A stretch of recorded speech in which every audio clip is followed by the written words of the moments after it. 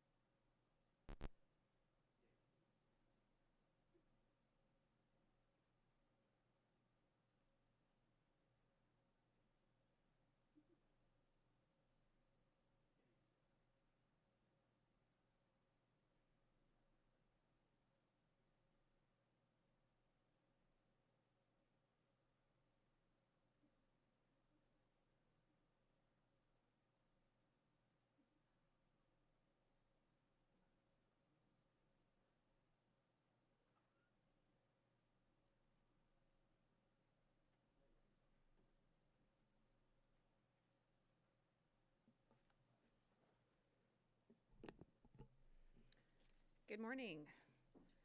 And welcome to the Center for American Progress. My name is Kelly Magsman. I'm the Vice President for National Security and International Policy here at CAP. Before this job, I was also the Principal Deputy Assistant Secretary of Defense for Asia and the Pacific at the Department of Defense. And I've seen the front lines of the importance of the U.S.-Japan alliance, which is the cornerstone of peace and security in the Asia-Pacific. The U.S. and Japan are the world's two most prosperous democracies, and we not only share interests, we share democratic values and a belief in the rule of law. There are numerous challenges facing the alliance today, like the rise of China, the threat posed by North Korea, maritime disputes in East and South China Seas, and of course the democratic backsliding that we're seeing across Southeast Asia. Many of these challenges are particularly relevant to the countries of ASEAN. At the same time, there is also incredible potential in Southeast Asia as it continues along its path of extraordinary economic growth. The United States and Japan have a vested interest in pursuing our shared values and interests in the region and supporting Southeast Asia through its transformations. I'm very excited today to welcome Representative Joaquin Castro from the Texas 20th. Representative Castro is a member of the House Committee on Foreign Affairs, the House Permanent Select Committee on Intelligence, so he's a little busy lately, and a founding co-chair of the U.S.-Japan Congressional Caucus and the Congressional Caucus on ASEAN, so quite busy. He's a tireless supporter and champion of U.S.-Asia relations, and we are thrilled to have him here today. I also want to thank our panelists for joining us today, Dr. Amy Seawright, Senior Advisor and Director of the Southeast Asia Program at the Center for Strategic International Studies, Dr. Emma Chanlett-Avery, an Asia Specialist at the Congressional Research Service, and Dr. Kei Koga, Assistant Professor at Nanyang Technological University in Japan. Thank you for coming all this way. After a conversation with Representative Castro, I look forward to a spirited discussion on many of these topics with this panel today that'll be moderated by CAP Senior Fellow and former Deputy Assistant Secretary of State Mike Fuchs, who's also quite distinguished in his own Asia experience. So it should be a very rich conversation today. But Representative Castro, would you like to take the floor?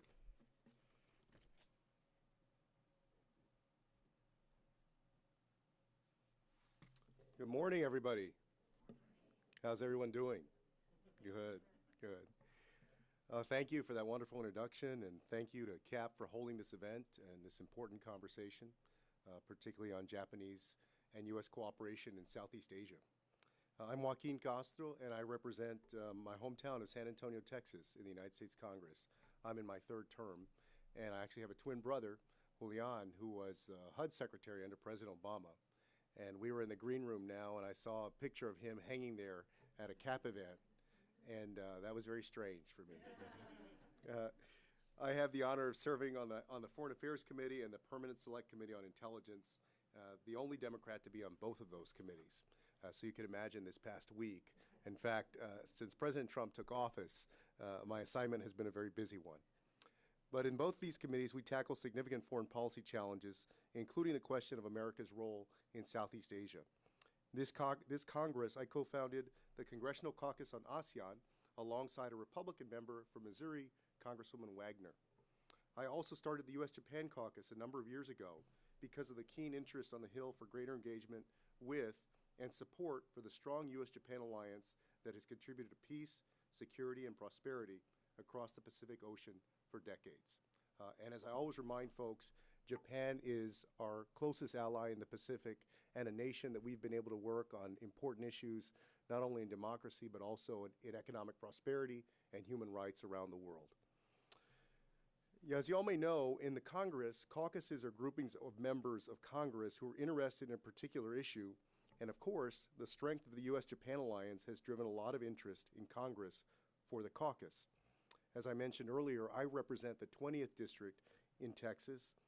Texas and my hometown of San Antonio have firsthand felt the positive impact of strong economic and cultural relations with Japan. It's a relationship that was laid for decades.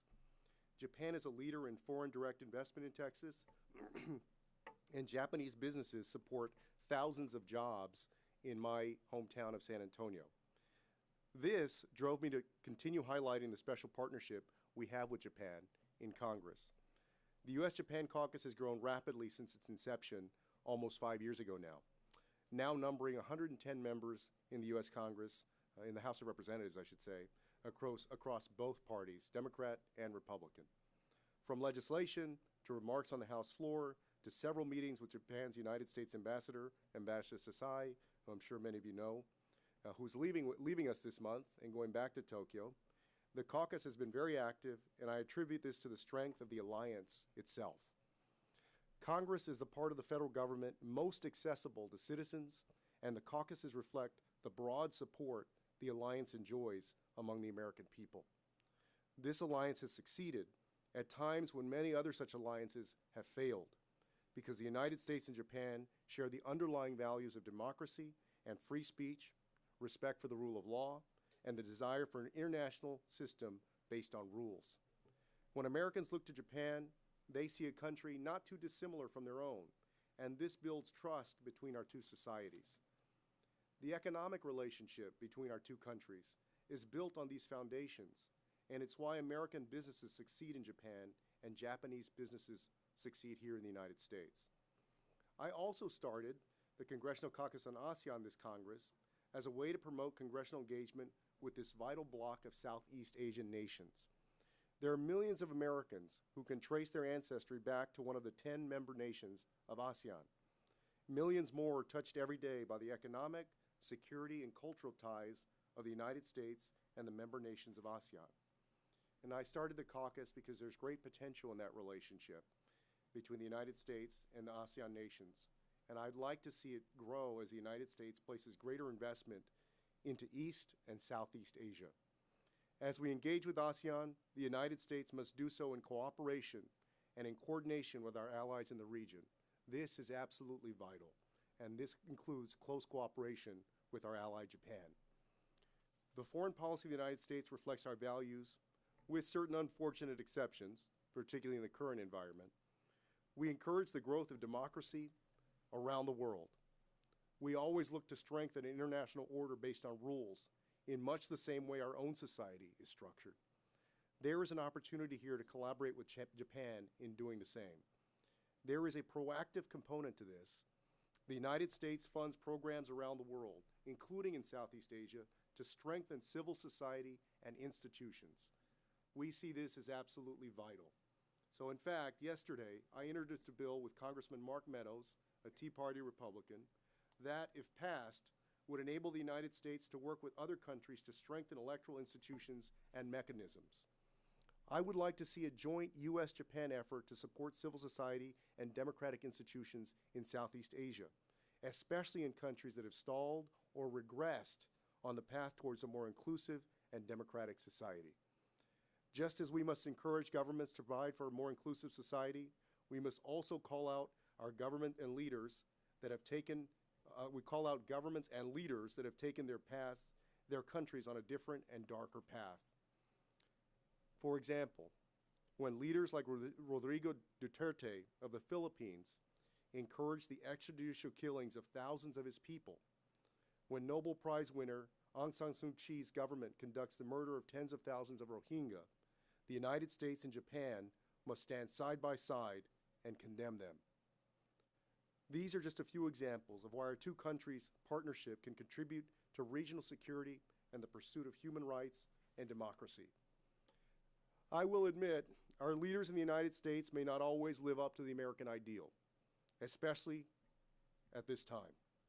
But the fundamental character of U.S. foreign policy has not changed, and I'd like to see greater cooperation with Japan as our two countries are bound by the same principles of democracy, freedom, and human rights. The United States and Japan can also cooperate in addressing the serious infrastructure and connectivity deficit in Southeast Asia. The Asian Development Bank has estimated that Southeast Asia will need $3.1 trillion in infrastructure investments before 2030 to account for changing demographics, growing demand for trade, and climate change. The United States and Japan have infrastructure deficits of our own, and we cannot finance the entirety of this deficit.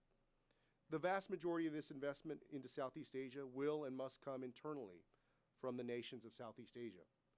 The greatest contribution the United States and Japan can provide is to set high standards for investment through multilateral institutions like the World Bank or the Asian Development Bank, or through our respective governments.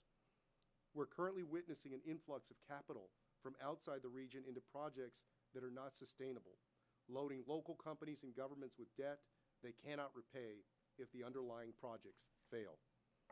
There is a real demand and need for greater connectivity in the region, and the United States, alongside Japan, must work to address that need in a responsible and measured way that ensures investments contribute to regional security and prosperity.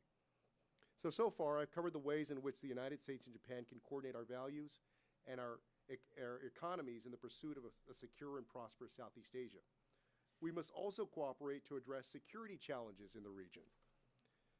The U.S.-Japan alliance began as a military commitment to one another, and while it's grown to be so much more since its inception, it remains an essential component of our relationship.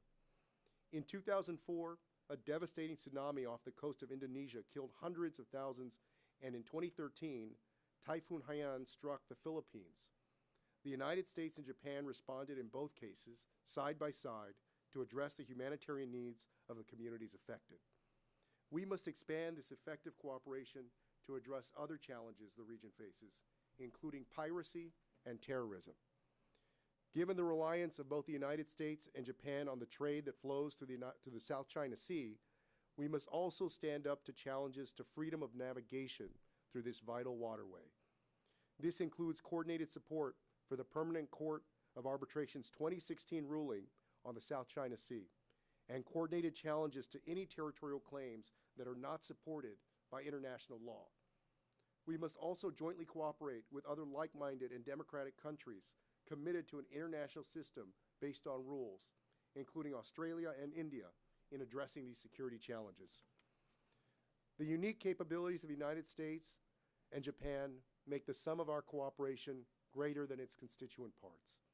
There is much we can do to support security and prosperity in Southeast Asia, and in doing so, the security and prosperity of America and Japan. Thank you again for inviting me to speak here, and I look forward to your questions. Thank you. You can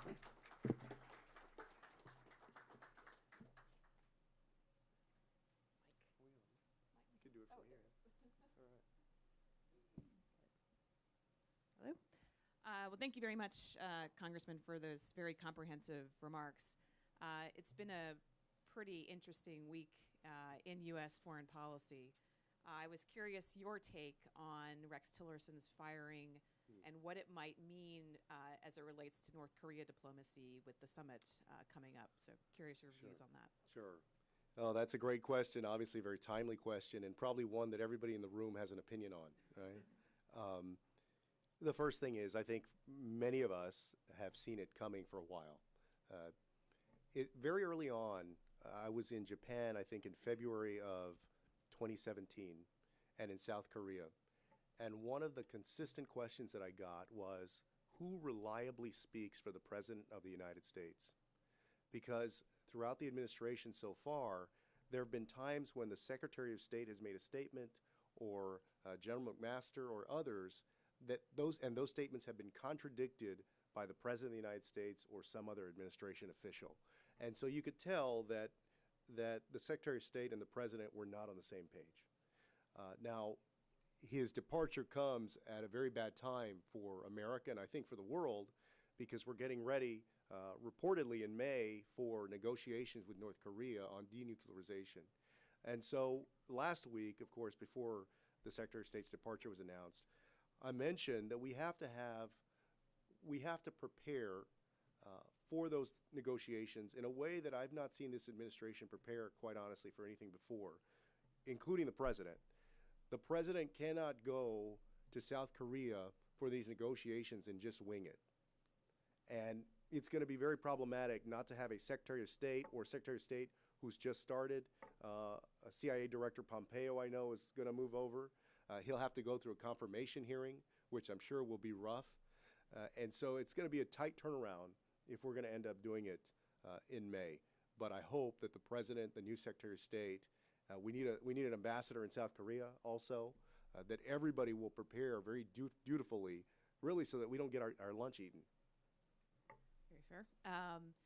The President has focused on North Korea a lot since he's come into office. But there hasn't been much mention or attention focused on maritime issues and disputes in South China Sea. That issue seems to have fallen off the radar. So I'm curious from your perspective, especially as on the ASEAN caucus, your views on what that means. Are there downsides to that? Is Trump potentially making trades? What's your perspective? You're right. It has taken a back seat. I remember when we started the U.S.-Japan caucus in the fall of 2013, one of the three main issues we were talking about were the Senkaku Islands, for example. And since then, other nations, including the Philippines and Vietnam, have had issues with navigation issues, freedom of navigation issues with China in the South China Sea. We had the court ruling that came through. And so my fear is that China is doing the work of militarizing more of those islands, basically as nobody watches, so to speak, or nobody holds them accountable. And that is not a good thing for the future of that region, for the future of trade. Much of it which goes to the region there, goes to the waterways there. And we need to get back to attending to it. Part of the challenge, understandably on some level, is that North Korea and the nuclear threat has dominated the conversation so much. But China, of course, has gotten more aggressive with its Belt and Road initiative. And that aggression includes not only economic expansion, but also militarization of these islands, even if they won't say that. The Trump administration has put great power competition with China at the center of its national security strategy. In your view, what have you seen in terms of manifesting that strategy? Are you seeing that actually play out in real time? Are they actually following through on that national security strategy in your view? That's a great question. You're right. As a candidate, and then even at some points on Twitter during his presidency, the president could be harsh on China. And the tariffs that the president has talked about imposing or has just imposed were meant to be a response to the Chinese steel dumping. Now, it's affecting many more countries than that, right? So I don't see so far a comprehensive strategy to compete with China. And my fear is that as we've started, particularly early on, as this president alienated some of our friends, for example, Mexico, where he talked about rapists and criminals and so forth, some friction with Australia, some friction with Canada, with Germany.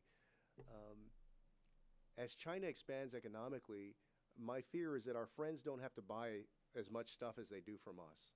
They can look to China and other countries around the world. And I think the president has, in some sense, created an opening for Xi Jinping to achieve not only his Belt and Road Initiative, but also getting a foothold stronger into places like Africa, where China now has a military base in Djibouti, in places like Latin America, where they're very anxious to do more projects as the one they were working on in Nicaragua.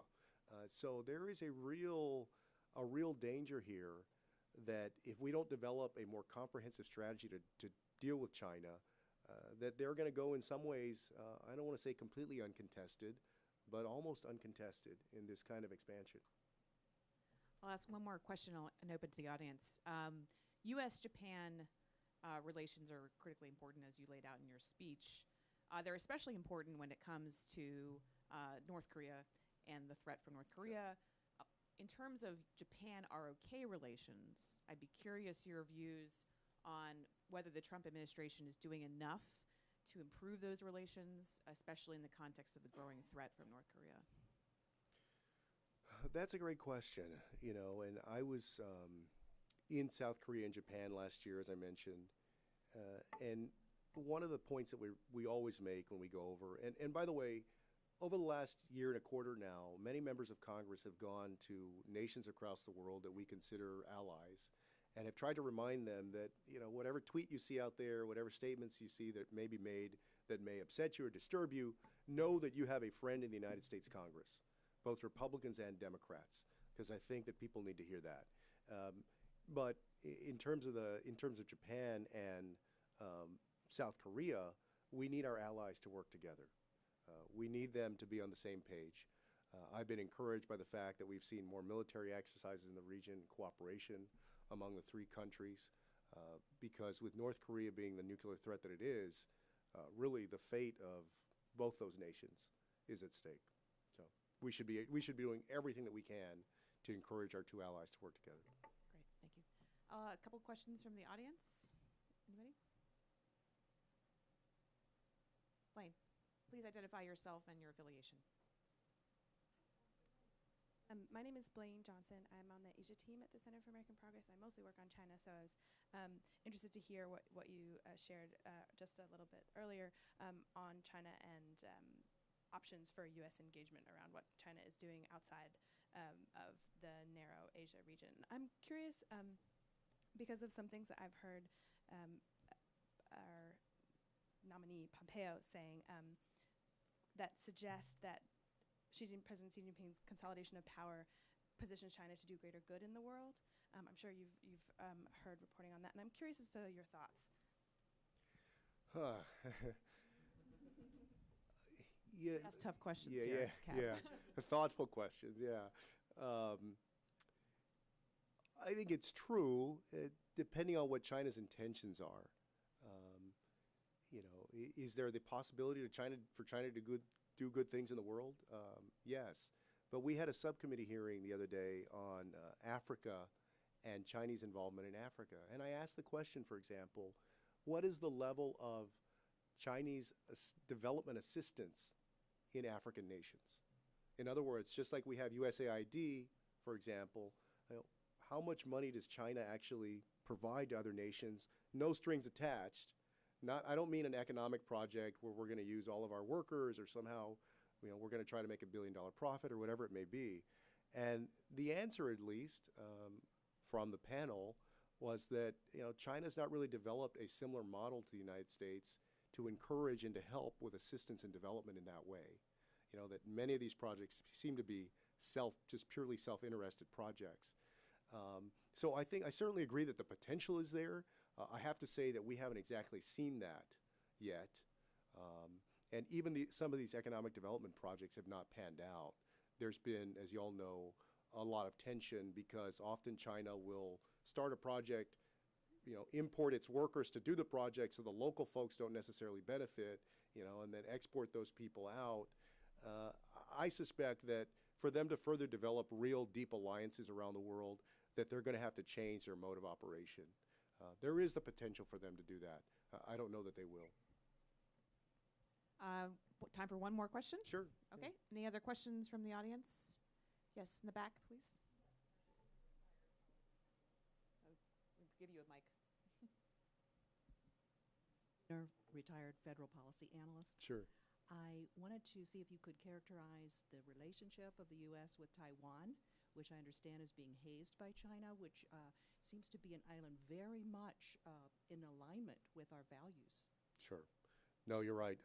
I believe that it continues to be very strong, and that we remain committed to Taiwan. You recall the president's, early on in his presidency, the fact that he spoke with the Taiwanese directly, as I recall. So, I still believe that we can have a strong relationship with Taiwan. Thank you very much for joining us, Congressman. It's a pleasure to have you. Enjoy the panel.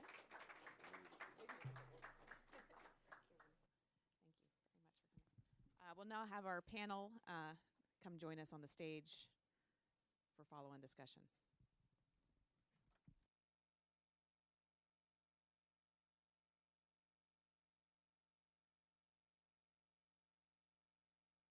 Everybody. Oh, there you go. That works. Okay. Good morning.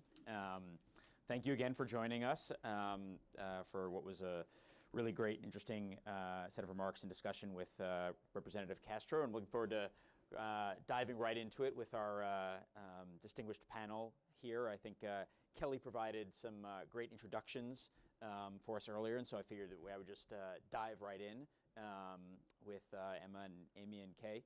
Kay, by the way, Professor Koga has flown in all the way from Japan. Singapore. Singapore, that's right.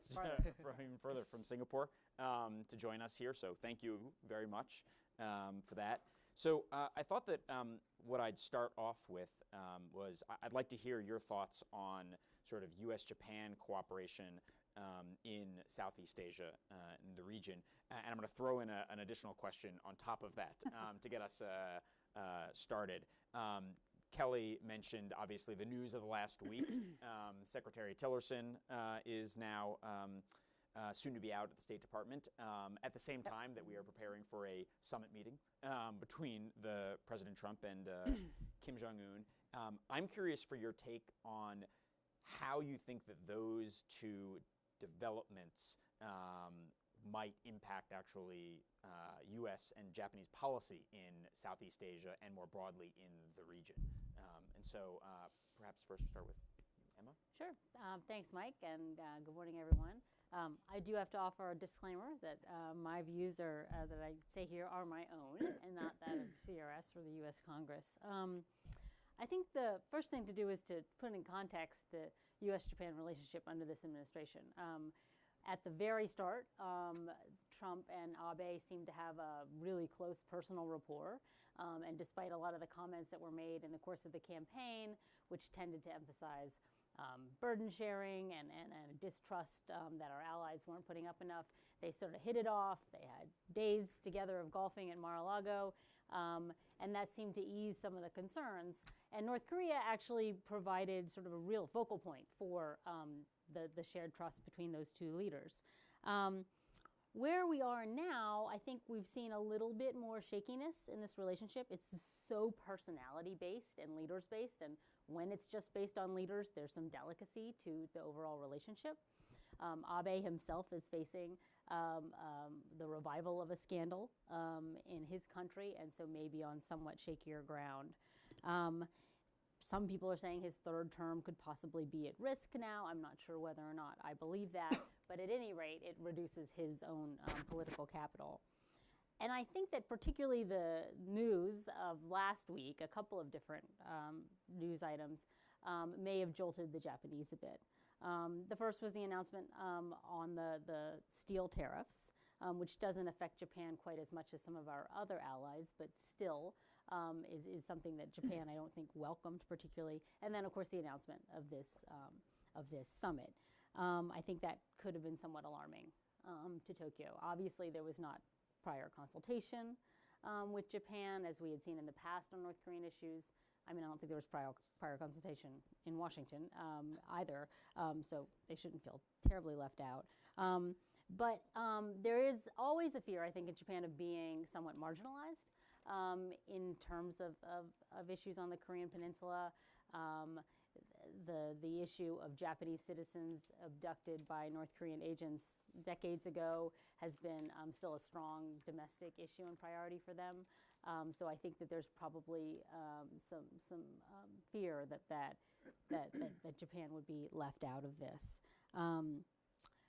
And one other angle that I would mention on here, one of the other parts that had seemed really strong in the U.S.-Japan relationship was Trump's embrace of the idea of the Indo-Pacific. That was long championed by Abe, and Trump seemed to latch onto that during his tour in Asia and repeated that several times. It's a little ill-defined, I think, at this point, but there's concern in Southeast Asia that they are somewhat marginalized in this, too. There's, the so-called quadrilateral doesn't include any Southeast Asian countries, for example. In particular, after ASEAN, I mean, I defer to Kay and Amy on this because they're more the experts on Southeast Asia, but it was a real platform for the Obama administration.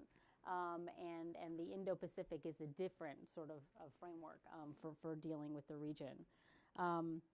Economic disengagement is probably a concern with TPP out of the picture and the One Belt, One Road, or BRI, ascendant, so there's probably some concern there. And then I would also say that we've taken a little bit of a hit in terms of our, values-based diplomacy. I've seen sort of a rise of some strongmen in Southeast Asia and the retreat of some democratic practices, and that has not really been at the forefront of our foreign policy in Southeast Asia. So I'd put those thoughts out there and look forward to the other panelists' views. Well, that was an excellent overview of U.S.-Japan relations, where they stand under the Trump and Abe administrations. Let me focus a little more on Japan's approach to Southeast Asia, and I'll begin with an anecdote. when I was in the Pentagon, I was at Shangri-La Dialogue with Secretary of Defense, and an ASEAN defense minister asked the secretary, what's up with Japan? They're sending their defense minister over here all the time. He's showing up in the region. He's asking all these questions. Defense officials are coming through, meeting with our defense officials, wanting to do stuff like, they want to do defense cooperation in various ways. Like, what is Japan up to? He was very confused and skeptical of Japan's motivations. So they had a nice little chat about that. And then, 2 years later, and I would hear similar comments, by the way, from senior defense officials in my meetings in the region. And 2 years later, at the Shangri-La Dialogue, different Secretary of Defense, but the same defense minister, just in passing, just remarked on how great it is that Japan is so active in the region. So I think, we were able to see in a very short period of time Japan's incredibly rising activism on the defense and security side in the region, and initial somewhat confusion or, lack of clarity on the part of ASEAN countries of what Japan's motivations were, but a quick appreciation of things that Japan was actually bringing to the table. So stepping back a little bit, Japan has long been engaged, very engaged in Southeast Asia. Initially in the post-war period, it was a completely economic approach, and Japan's economic investment and engagement with the region has been very important to its economic development. In the 1970s, Prime Minister Fukuda launched the Fukuda Doctrine that really took Southeast Asia very seriously, especially from a strategic perspective. And Japan was really the first country, I would say, to really take ASEAN engagement very seriously through the Fukuda Doctrine. But it took until Prime Minister Abe came on board and made some changes in Japanese policies, and he launched a very different approach that Japan became much more active in the defense arena. Now, getting to, Mike, your question about what the Tillerson firing and all of those dynamics, what that means. I mean, I think there's a broader issue that we can look at sort of in some areas, a retreat from diplomacy in the United States and a retreat from certain kinds of active engagement. And here, in terms of U.S.-Japan cooperation, or what Japan can do in the context of our broad alignment of interests, Japan can step up in really significant ways. And I would say there are 3 areas that we can see Japan clearly stepping up. The first is in TPP, where when the United States withdrew under President Trump, Japan stepped up to lead the TPP 11, which launched this month, which is really remarkable if you think about where Japan was on trade not very long ago at all, that Japan would lead and take real significant political hits, make sacrifices to lead this effort without the United States. The second area is on infrastructure. Japan's concerns about China-led infrastructure initiatives, from the Asia Infrastructure Investment Bank to the Belt and Road Initiative. First of all, it's important to note that Japan has long been in the infrastructure game in Southeast Asia. Japan remains the lead investor in infrastructure in several ASEAN countries, including Indonesia, Vietnam, Philippines. But Japan took it up a notch by launching the Quality Infrastructure Initiative, putting, I think, $110 billion towards infrastructure in over 5 years, which is like $10 billion more than the fund the AIIB is capitalized for, which is interesting. And here, I think there are areas where the United States and Japan perhaps could cooperate more. We can get into that in discussion if you like. And then the third area is security. And we've seen Japan change its policies so that it can step up and do a lot more capacity building, especially in the maritime capacity building area.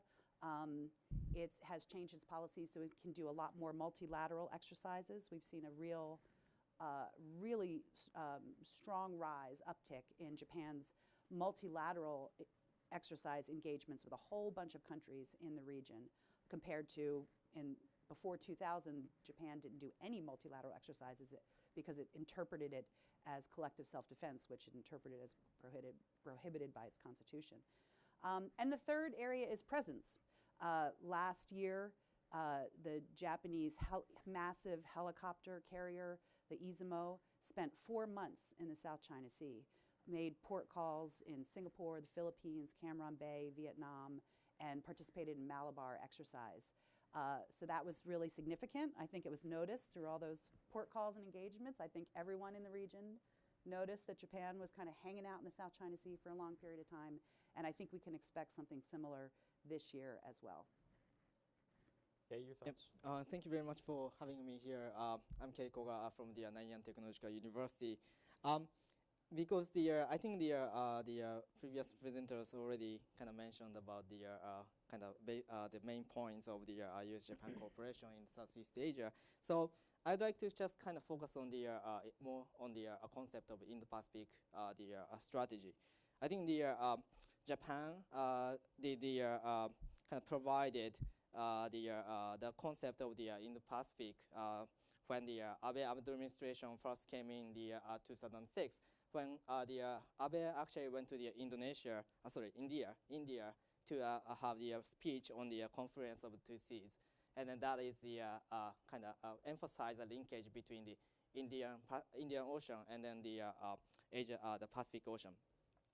I think this is the actually the first step that the Japan tried to expand its kind of strategic horizon to view not only the Asia Pacific but also the see the kind of the importance of the maritime security or sea lines of the communications from the India to the Asia Pacific. And then the concept actually itself evolved over time. In the 2017, and then it came to the actually 2017 when the Abe actually met the Trump in the Tokyo. They actually started to discuss the importance of the Indo-Pacific, the free and open Indo-Pacific. They actually came to the some kind of agreements, 3 points. The one is the promotion and the establishment of fundamental values, which includes the rule of law and also the freedom of navigation. And second thing is the pursuit of the economic prosperity. That is the emphasizing the importance of the connectivity among the between the states in the Pacific region, and also the market, the economy. And third one is the commitment for the peace and stability that Japan and also the United States could provide the capacity building programs in the region, including Southeast Asia and then the others. So these kind of three the agreements or three principles came in the November 2017, and also they emphasized the it is kind of this kind of strategy is open to the any the state that shares the same kind of like principles. So it's not an exclusive strategy, it's more kind of inclusive strategy that can actually entail the many countries. And then here, the question is the how ASEAN play in this kind of under this strategy. And then the interesting thing is the United States and then Japan talks about the Indo-Pacific strategy, but they don't actually talk about the role of ASEAN. That each, I think there are some Japanese kind of the statement mentioned about the role of the ASEAN when Japan actually had a summit with the ASEAN in November the same year, in November 2017, and then they mentioned the maritime security is important, and then the ASEAN could play in ensuring this kind of security issues under the Indo-Pacific strategy. And also they actually put emphasis on the ASEAN is the pivotal player in the Indo-Pacific strategy, and then actually this strategy strengthens the ASEAN-centered regional architecture. But it doesn't actually elaborate it, so I don't know what it means. But then they actually discuss it. So the thing is, the ASEAN is not actually even though the Japan understand the importance of ASEAN, they didn't actually locate ASEAN in the this kind of the strategy. So I think that there are several kind of challenges. The one is the conceptualization of the Indo-Pacific strategy. Because I mean, already like many people talks about this, but it's so vague. We don't know like what it means. And then even the geographical scope actually changed by the states. For example, the United States mentioned it's a kind of geographical scope from the India to the entire Pacific Ocean. While like Japan emphasized the from the Africa, East Africa, to the entire Pacific Ocean. So in that sense, I mean, like, do they actually talk about this kind of geographical scope, or I'm not sure why, like, I mean, even though like they talked about this strategy, they don't actually come to the kind of same geographical scope. And also, like, central institution is unclear. Like, is that actually quadrilateral cooperation between the Japan, India, Australia, United States are important. That's understandable, but like, it's still kind of immature, right? We don't actually see the ministers get together and then they did some kind of produce some like statement or so. So in that sense, it's still working level, and we are not sure how it actually evolves. But on this, at the same time, this kind of conceptualization is still like unclear. And then the one thing I actually relating to the your question, Mike's question about the Tillerson's kind of resignation of the Secretary of State is that I think the CSIS actually hosted the conference when the Tillerson actually made the speech on the Indo-Pacific before he actually did the trip to the Asia in November last year. And I think if I'm just speculating, but like if the Tillerson is a kind of like the one player to push forward the Indo-Pacific strategy, then what's going to happen next? So I think the U.S. Japan is going to face more kind of difficulty in coordinating their Indo-Pacific strategy concept of Indo-Pacific strategy, and then they might not be able to come up with the kind of coherent kind of concept there. So that's the kind of one important things to kind of think about for the Japan and the United States. And then lastly, second one is the China, the ASEAN centrality. Again, like the ASEAN has momentum, political momentum, or like ASEAN has a political capital to push for the East Asian multilateralism. And then the ASEAN emphasized the importance of the ASEAN centrality, because if big powers come into the Asia-Pacific or the region, then they might actually hijack the ASEAN institutions. So in order to prevent that, the ASEAN needs to have some kind of privilege like the chairmanship or the agenda-setting power.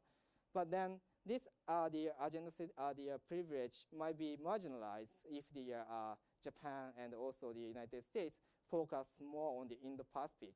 And then if they actually create new institutions rather than relying on the ASEAN, then what's going to happen? Then like that is actually still unclear, and then the ASEAN is actually fearing about this kind of the potentials. So I think there are lots of things to think about, and then challenges, I think for me, is that the concept of Indo-Pacific strategy should be more consolidated and then coordinated between the United States and Japan. Well, I think it's a great point. You know, the Indo-Pacific has received a lot of attention, but there's a lot of question about what does it actually look like? What are the details? And Amy, I was curious for your thoughts on one aspect of that, which is the democracy piece of this, right? We talk about the U.S.-Japan alliance and even the Indo-Pacific strategy and so forth, right? Democratic values are very much at the core of it, right? This is one of the basic reasons, the rationales for our strategy and our alliance and so forth in the region. And yet when it comes to Southeast Asia, especially these days, you know, as Emma and Representative Castro were talking about, there has been some serious backsliding on democracy. And I find that when the United States is doing this and when we're working with our allies in the region and trying to figure out what to do about democratic backsliding in Southeast Asia, it's obviously a lot more difficult to figure out what, if anything, we can do. Yep. So I was curious for your thoughts. Yeah, I mean, there's a lot of implied norms and approaches in free and open Indo-Pacific that don't actually seem to be part of the Trump vision of free and open Indo-Pacific. We can talk about free trade not being part of the vision. We can talk about openness in terms of, you know, making sure that the South China Sea stays open is not clearly being part of at least the way Trump articulated his speech in Da Nang at APEC. But you're right that, you know, by talking about the bookends of democracies, India, the United States, and the prosperous democracies of Japan and Australia being so critical to this vision, it does imply that these democratic norms are central to the vision, but we don't see it in the policy. And, you know, the broader problem, we've seen a lot of backsliding, as you said, in democracy and human rights in virtually every country in Southeast Asia, from Cambodia and Myanmar to Malaysia and the Philippines. It's a real problem, obviously Thailand. I don't think that is directly related to Trump's retreat from, and Tillerson, to be fair. Tillerson also kind of retreated from a full-throated support of democracy and human rights. That backsliding was well underway in many dynamics before the Trump team came on board. And I also think it's fair to say that, you know, it's always a challenge to balance your immediate concerns about the human rights and democratic governance situation in a particular country and your desire to acknowledge the strategic significance of the country and the region and engage. You know, the Obama administration had these challenges too. It's always a trade-off. Do you invite all 10 ASEAN leaders to Sunny Lands, even though some of them don't have very good human rights records? Or do you, but you want to recognize the strategic significance of ASEAN, or do you try to isolate and criticize? So those are trade-offs that I think, we have to be fair-minded, are difficult in any situation.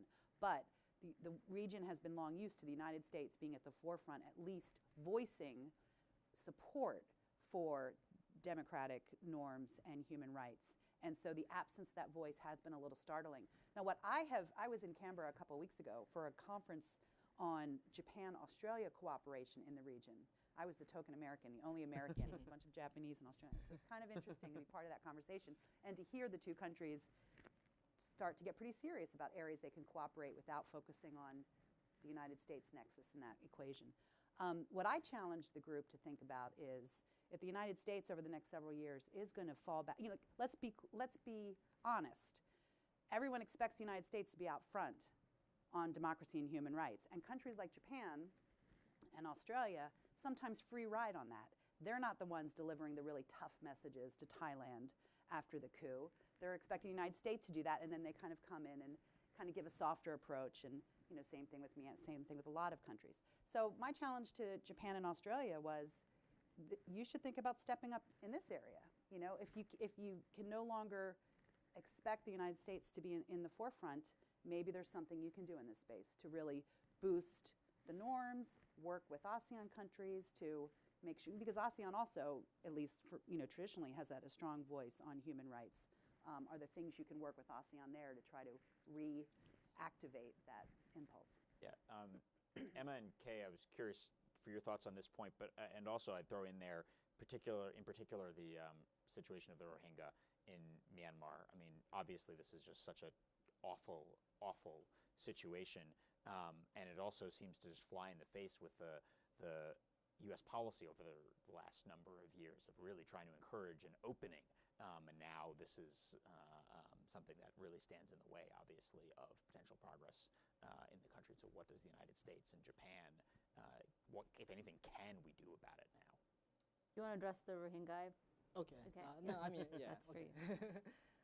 So I think the approach that the United States and Japan have taken kind of a little bit different. I mean, even though Japan and the United States are considering that the human rights is really, really important, but then their kind of approach has been kind of different. In a way that the Japan actually see it as the more kind of the wait and see. So I mean, in longer run, then the states, the Myanmar and then other countries in Southeast Asia needs to respect for the human rights, and then they have to actually reach the kind of point where they could actually, the government can protect their own citizens.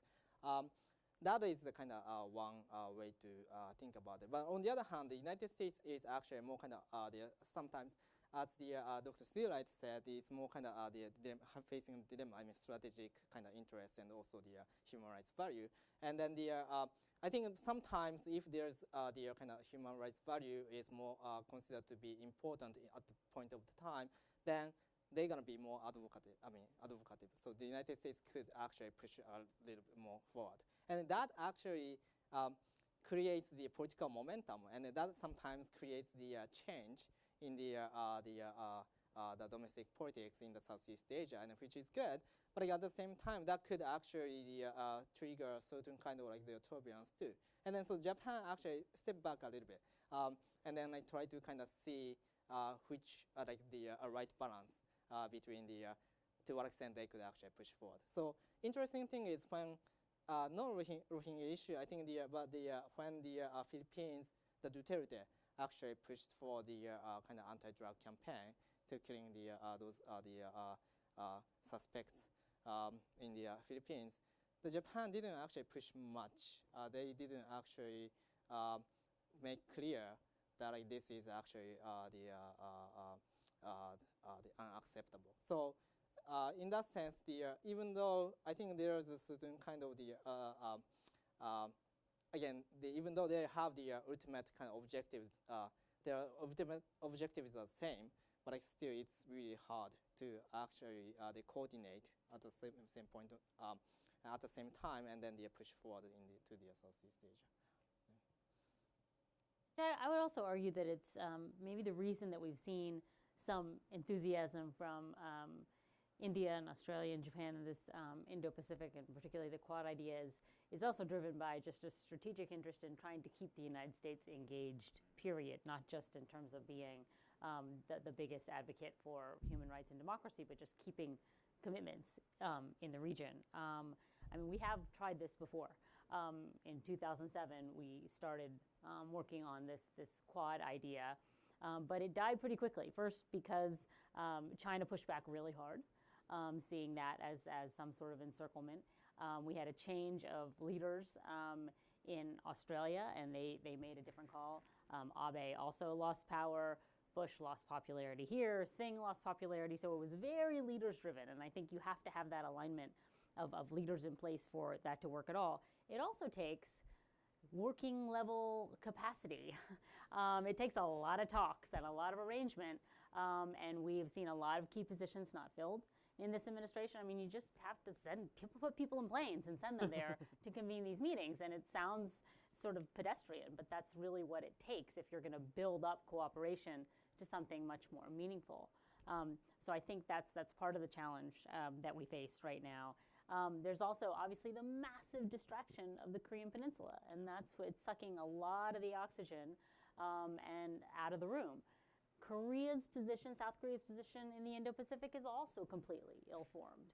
I mean, it's very maritime based, supposed to be democracies. I mean, South Korea is certainly a democracy, but not really included in this vision. So I think it faces a lot of challenges. You think they want to be included? I don't think so.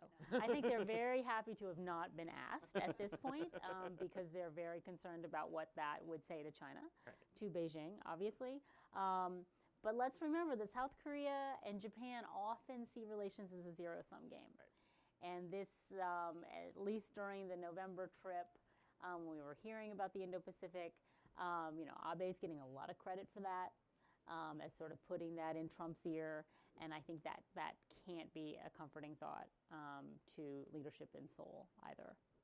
I want to get back to the Japan-South Korea piece in a moment. But first, I wanted to ask you guys about the economic aspect of U.S. and Japanese policy in the region. And I feel like oftentimes we look at economic policy in Asia as a zero-sum game. The United States is going to push TPP along with Japan and others.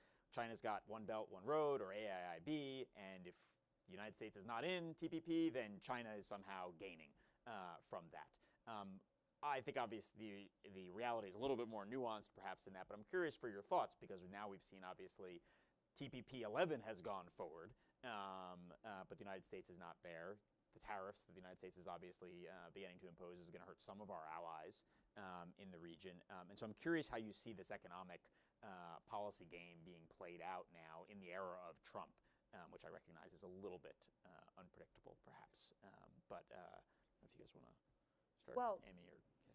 Look, I think walking away from TPP was just a huge strategic mistake that has hurt U.S. credibility immensely in the region, not just from countries like Vietnam and Malaysia that took big political hits at home to sign up for this project only to have the United States walk away. So the worst fears of the United States not being a reliable friend and partner have come to pass.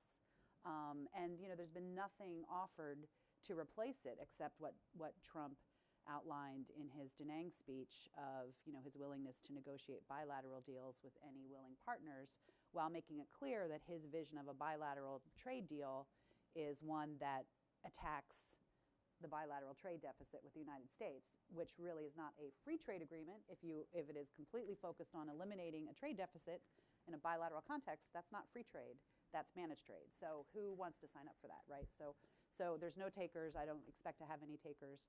So the United States has really taken itself out of the game on the economic front. It hasn't come up with anything big and important yet, perhaps. Maybe they'll come up with something, but on the infrastructure front, there's nothing appealing, there's nothing compelling on the trade front. So the United States has really abdicated its decades-long leadership of creating a regional trade and economic architecture in the region. So yes, Japan has stepped up with other like-minded countries to launch the TPP-11. I think if TPP had really completely failed, it would be a big win for China, because China is definitely the beneficiary of not having a group of countries trying to really create high-level, high-quality rules for trade.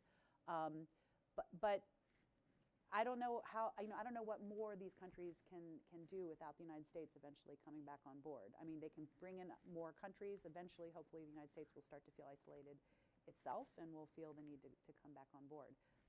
There are ways that if the Trump administration becomes a little more open-minded on some of these things, you could imagine some cooperation between the United States and Japan in the area of trade rules. They could start looking at, are there ways perhaps to, if the United States is not able for domestic political reasons to sign back on to TPP, could the United States consider just signing on to the digital trade chapter, or could it launch another digital trade initiative that's sort of based on TPP in APEC or some other, pathfinder initiative with countries that are willing, coalition of the willing kind of countries. But they would have to be a little more open-minded, I think, to those kinds of pursuits.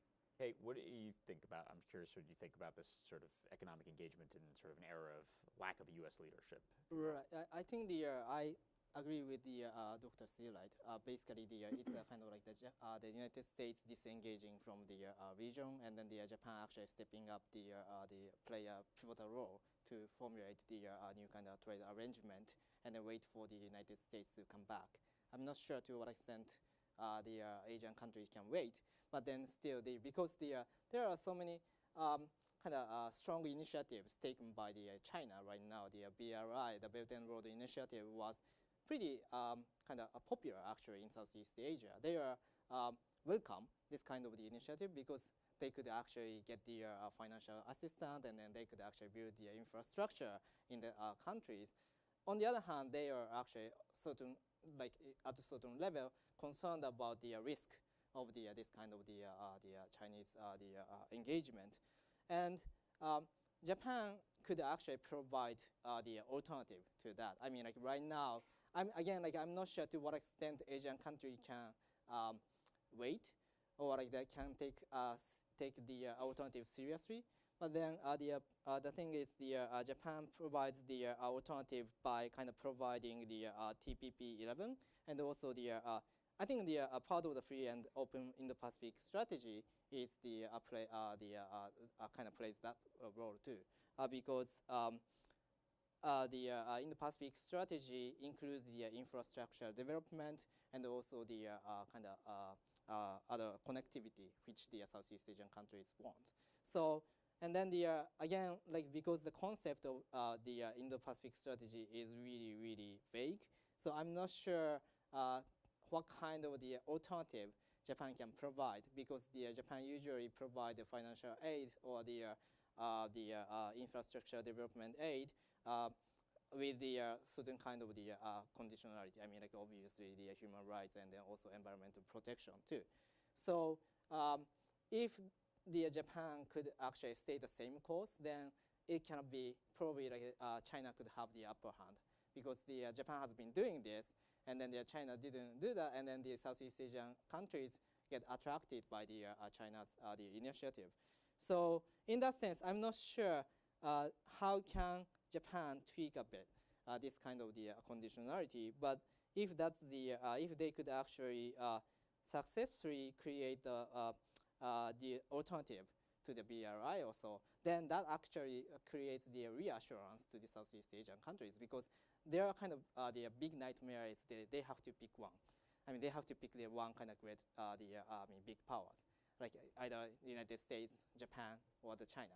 If you give the alternative, they could actually think about these kind of the alternatives. So in that sense, I think the issue is that how Japan can actually provide the more concrete the alternative to the Southeast Asian Can I countries. jump in on this infrastructure discussion? I think it is, I mean, you made a very good point that, countries welcome this initiative from China to offer infrastructure investment, often with no strings attached, or actually there are a lot of strings attached. They're not just strings that are necessarily up front. They're strings that come later. Right, exactly. But countries in the region welcome that. They welcome the AIIB. They welcome Belt and Road Initiative. I think it does look different conceptually to the region when it's China that's putting out all these big, ambitious initiatives, and the United States is withdrawing from big, ambitious initiatives. I mean, I think that's a real problem in terms of how countries begin to predict the future of who is going to be the dominant leading power in the region. In this region, economics and security are inextricably intertwined, and so it's an illusion if the Trump administration or any administration thinks that they can have a strategic approach to the region that doesn't have a compelling economic dimension to that strategy. But on the infrastructure side, you said one thing that concerned me, which is Japan should think about tweaking its conditionality, and I'm not sure exactly what you meant by that, but I would actually argue the opposite, that the fact that Japan has such high standards, and the quality infrastructure initiative certainly spells that out. A quality infrastructure with high standards for social and environmental standards, responsible lending, transparency in the process, commercially driven, bankable projects.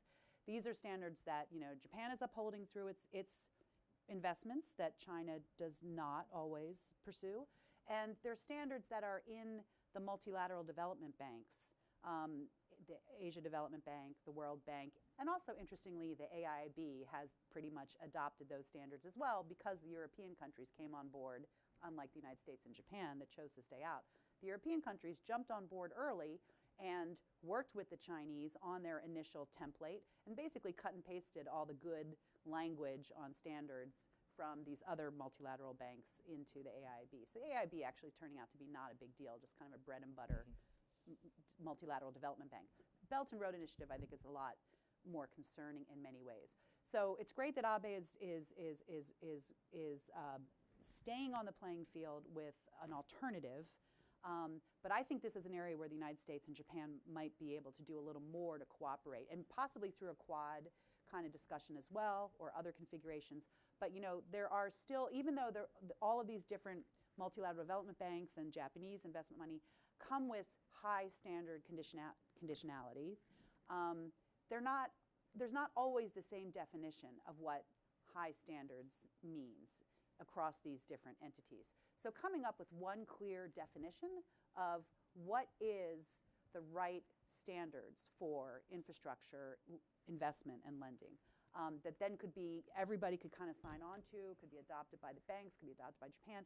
The United States could play a real role in that, is one area of potential collaboration. And another thing I think we should think about, and I think Trump and Abe have already had some discussions along these lines, is are there ways that Japanese financing instruments may be able to be coupled with American businesses, which in many sectors are very competitive in infrastructure development.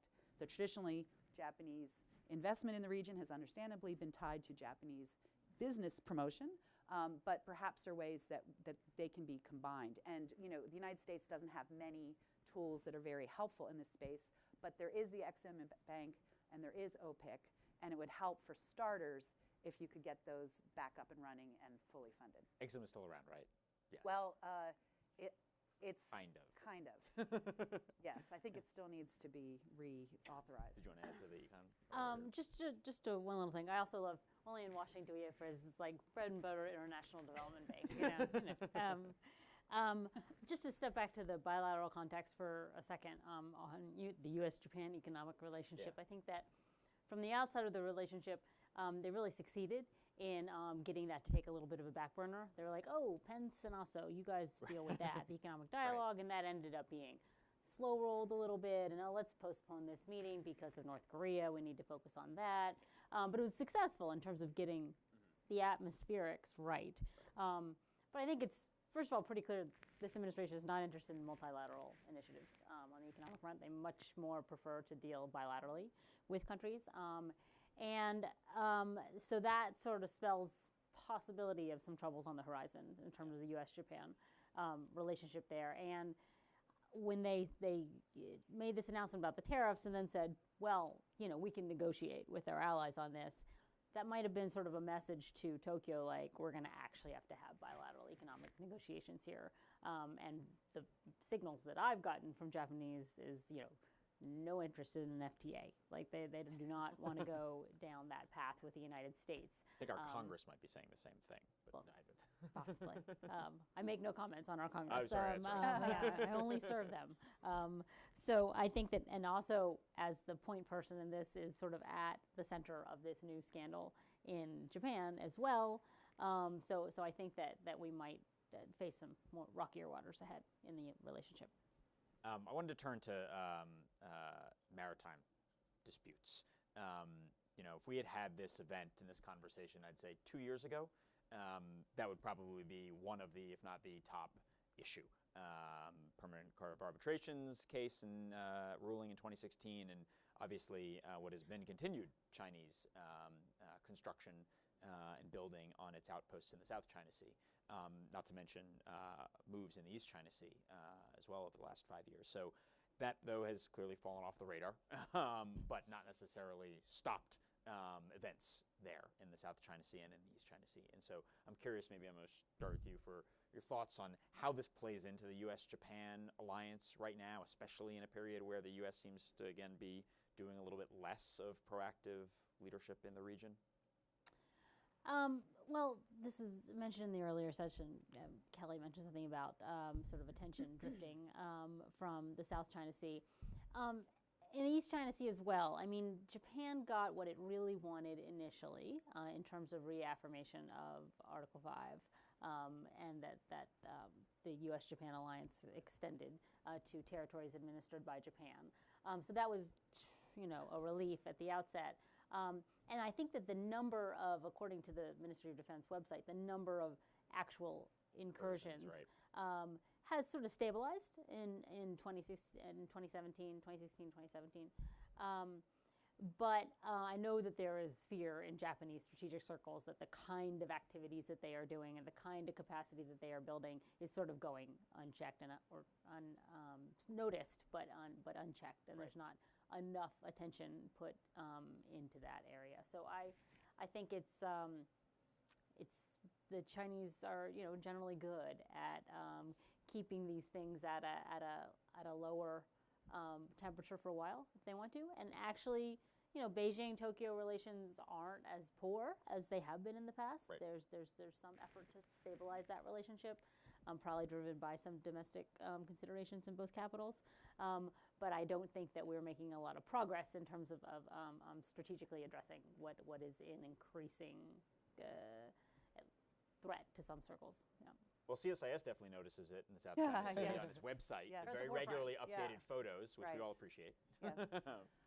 You know, I guess on this I'd say two things. First, the United States and Japan are basically doing the right things in terms of trying to counter this challenge, in that they're you know, a lot of security cooperation, a lot of effort put into building capacity for maritime security, maritime domain awareness. The United States has the Maritime Security Initiative that was launched in the last administration, and this administration is continuing a lot of those kinds of activities. Japan, as I mentioned in my opening remarks, is really stepping up in this area, you know, which historically is very significant and is starting to have some real impact, including presence activities. So these are all good, but this is a very long game to think about helping these partners build their capabilities in ways that will actually allow them to have awareness of what's going on in their territorial waters and find ways to resist coercion from the Chinese. And unfortunately, the Chinese, as you mentioned, are moving out at such a rapid rate of construction, and I think we can expect deployment of various assets and perhaps other kinds of things that steps China might take to try to exert de facto control in the area or areas around these artificial islands. So that's the problem. It's not that we're not doing the right things. It's just that the timelines are perhaps not leading to the outcome, Right. the equilibrium that we want. The second thing I would say is, look, it's a problem that ASEAN has lost its voice on these issues. ASEAN has been divided because China has picked off the weaker members and prevented ASEAN from being able to come to consensus on key issues related to a response to China's assertiveness in the South China Sea. And that has weakened ASEAN. ASEAN remains strategically significant and central in the way that we talk about ASEAN centrality. ASEAN-led, ASEAN-centered frameworks are still really important for regional dialogue and regional dynamics. But the United States and Japan should really think seriously about what, if anything, they can do to help ASEAN, lead ASEAN back to a place where it can find its voice on these issues again. And there are a number of things that I think we can do, some things we are doing. Here, the Quad may be helpful because I think having India and Australia step in also on these discussions. India in particular is developing a voice on freedom of navigation and those kinds of issues that I think is very resonant in the region.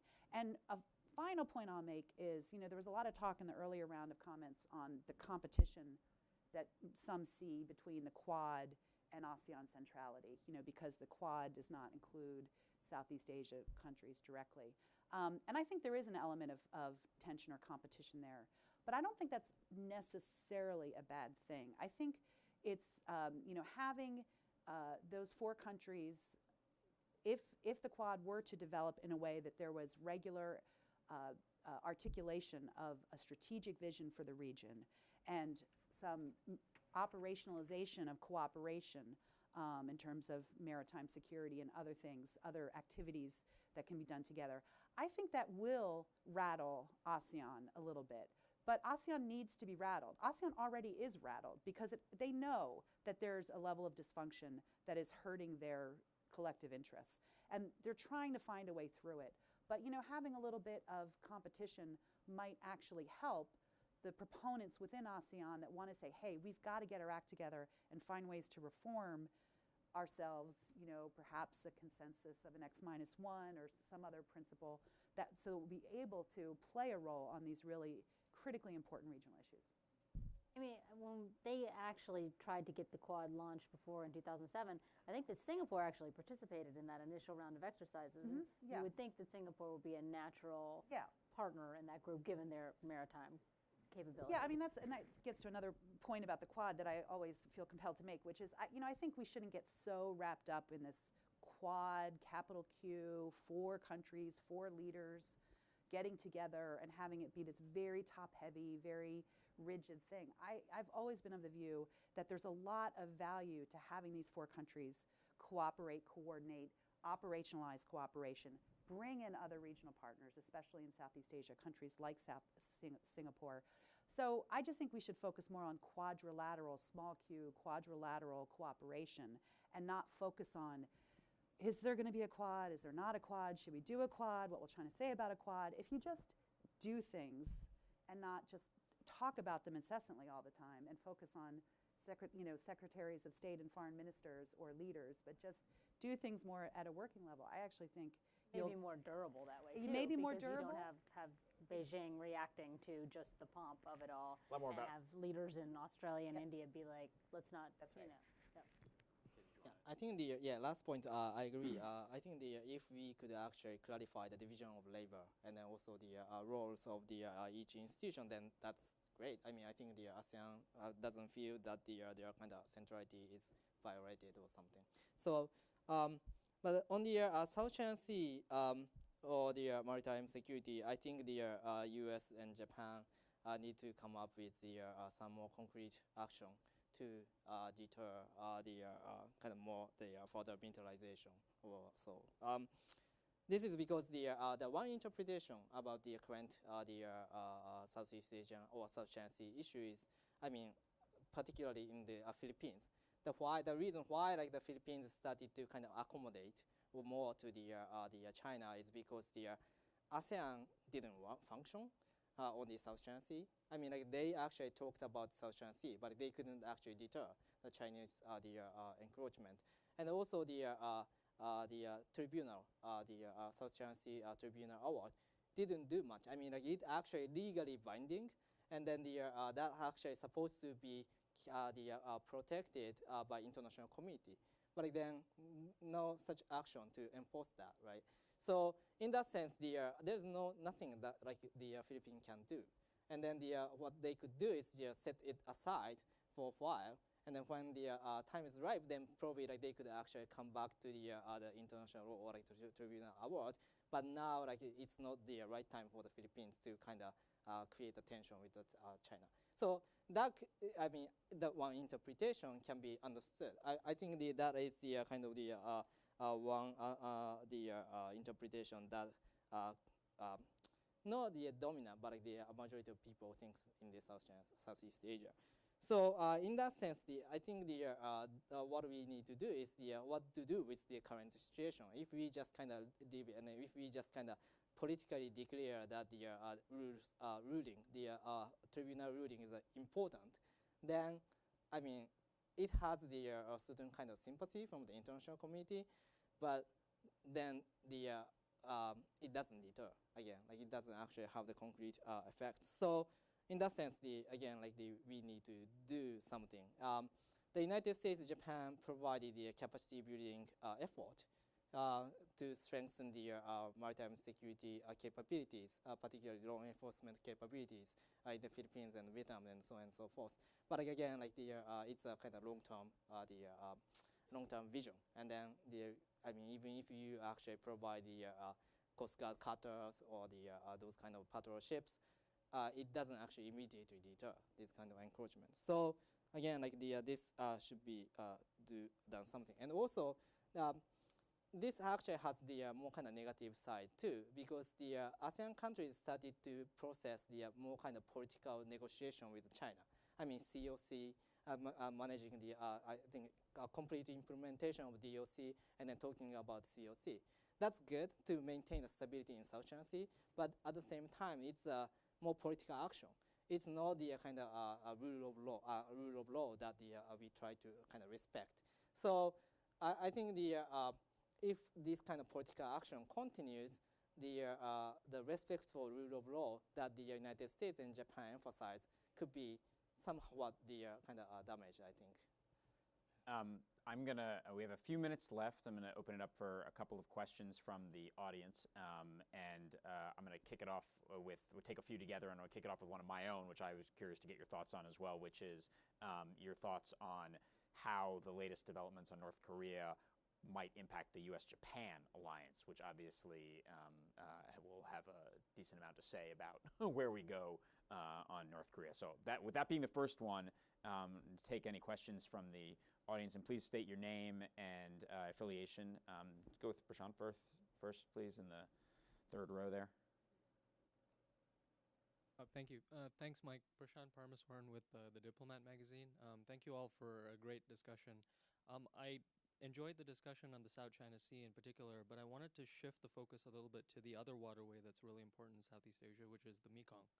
And unsurprisingly, due to a variety of reasons, we haven't heard much from the Trump administration so far on the Mekong.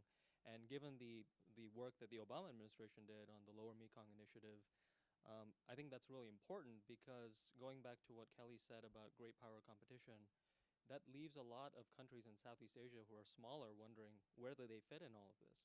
And if you're thinking about great competition between the United States and China, a lot of that competition is going to be with these small countries. And those countries happen to be in mainland Southeast Asia. So LMI was launched. It was a great initiative, lost a little bit of momentum towards the end, resource issues there. But what more can the United States do in terms of inserting itself into this Mekong conversation? Because I think we're at a point where the administration is advancing the Quad, but a lot of the other partners of the U.S. already, their ASEAN policies are actually more developed than the United States. Japan has a comprehensive policy on the Mekong. Australia does too. India, not so much, but they're getting there. What can the United States do in terms of the Mekong specifically? Thanks. Just take the one in the back and then one right here. Hi, my name is Chen Shen Hong. I'm from the Stinson Center Southeast Asia program, and I have a question for Amy. And you mentioned about the definitions of the high qualities and the standard. That's also including environmental friendly or climate change friendly standard that should be still need to be defined. And you say that the U.S. can play this role, and we understand that the U.S. perspective on climate change, and also like he also withdrew from the Paris climate change agreement. So do you think how can U.S. convince the other Southeast Asia country to accept the standard that's created by the U.S.? Thank you very much. All right, and then Antoine, would just take these last two right here. Nice. Hi, I'll stand up. My name is Clay Marsh, and I'm actually with the Embassy of Japan. I just wanted to ask, it might be an odd question, but we saw how the IOC actually punished Russia for their doping scandal. Do you believe that with the 2020 Olympic Games coming up, that the IOC and Japan could actually use the games as leverage on issues of democratic backsliding in Southeast Asia? One right here. Will Heidledge, and I'm with Consulting Asia. So the White House in its national security strategy described China as a strategic competitor and used even more acute language, I think, than that.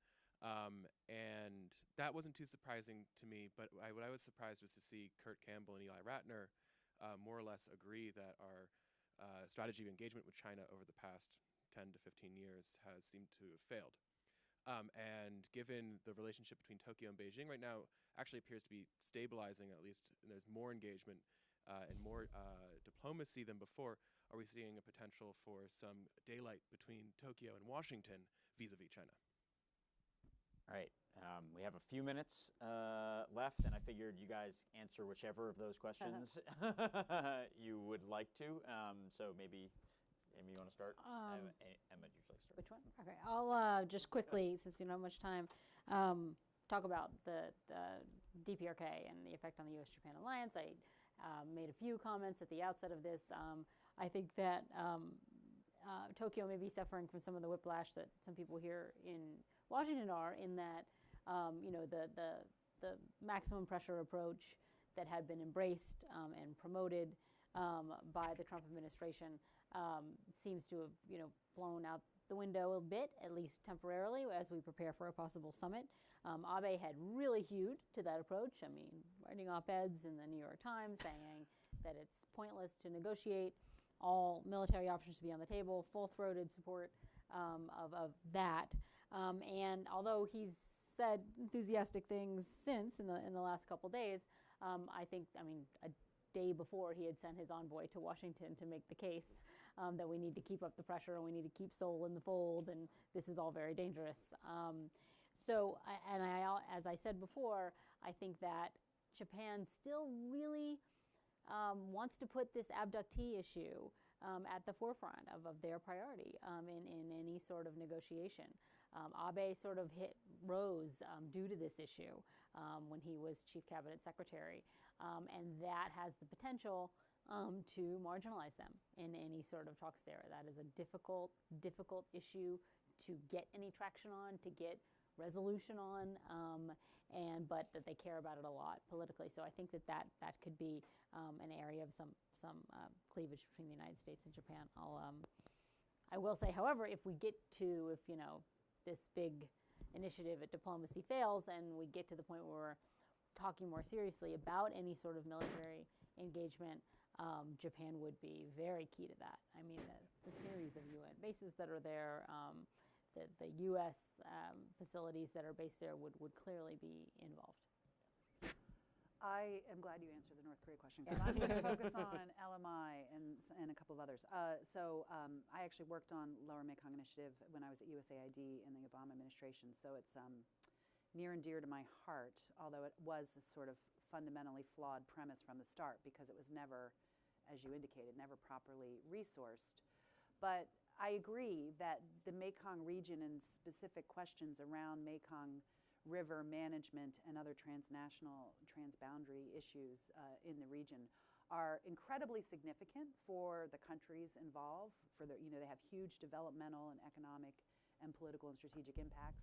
And China has made a big play to really move into this region and become, like many of its other broader regional initiatives, it has really made a big play to move into the Mekong and put China at the center of a Mekong regional order where there will be understandings, expectations, perhaps rules set very much with Chinese, with Beijing's interests in mind.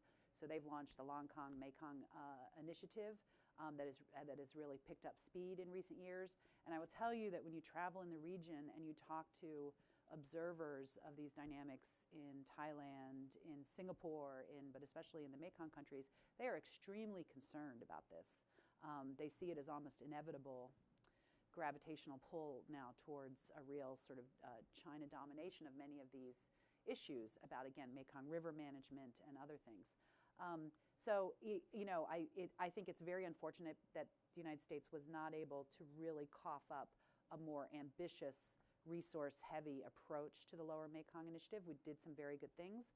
And I also want to, it's a good thing that the Trump administration is continuing the Lower Mekong Initiative. I know that Tillerson has met with his LMI counterparts. They've given voice to support, but I don't know how much is actually going on activity-wise behind the scenes.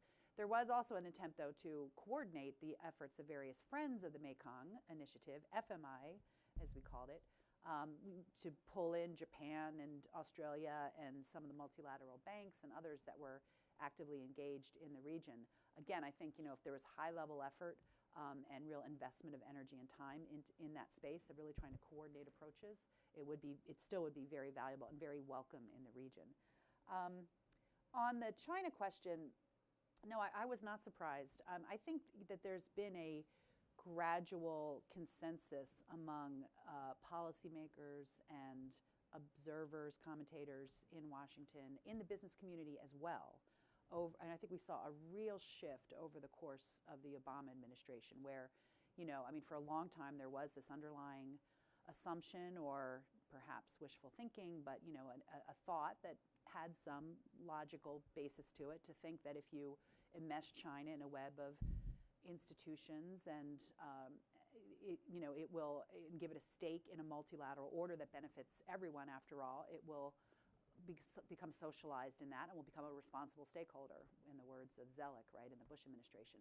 That had a logic to it. There were some early indications that maybe that was working, and so pulling China into the WTO and the G20 and engaging with China seemed to make a lot of sense.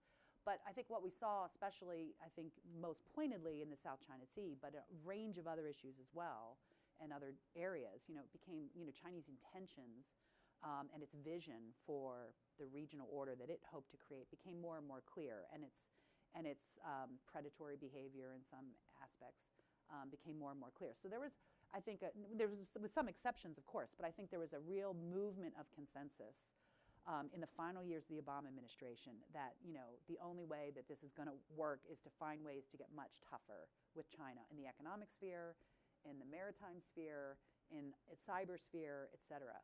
So, these and then, of course, you see this national security strategy that puts a real fine point on this competition. You have these artificial time-bound lines of administration, so it's easy to look at, the Obama administration, and then there's a cut, and then there's a Trump administration, and compare national security documents or something and say, oh, Trump is entirely different from where the Obama administration was. But I actually see it much more as like a trajectory.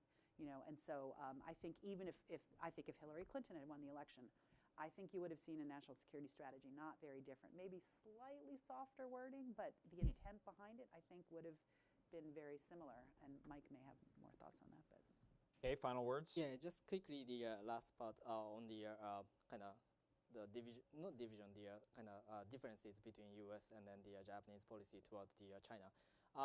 I actually see the continuation as well of the in the Japanese policy too. Japan was trying to, like 1990s, Japan was trying to kind of approach to the China software, and then they try to kind of incorporate them into the international community by providing the economic aid and so on and so forth. And then there is also the some kind of the differences in policy between the United States and Japan.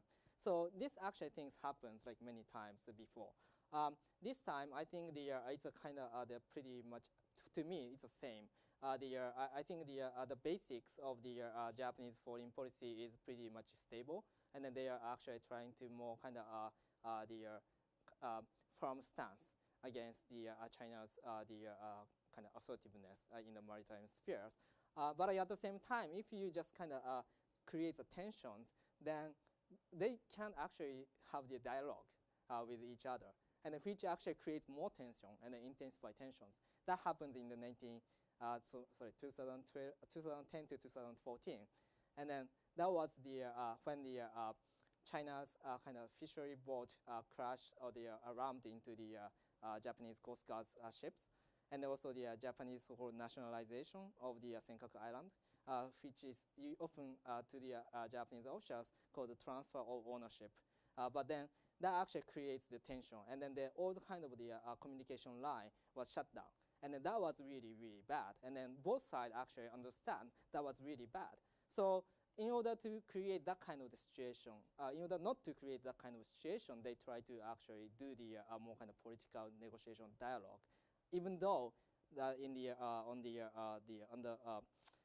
they still have the certain kind of like the same the firm stance against the China, I think.